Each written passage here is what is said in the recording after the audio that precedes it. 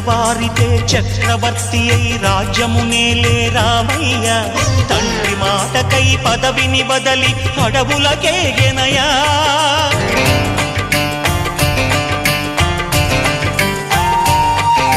మహిలో జనులను కావగ వచ్చిన మహావిష్ణు అవతారమయ్య ఆలిని రక్కసుడపహరించితే ఆక్రోశించెనయా అసురుని త్రుంచి అమ్మను తెచ్చి అగ్ని పరీక్ష విధించెనయా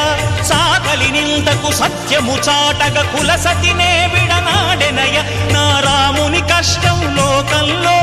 ఎవరూ పడలేదయ్యా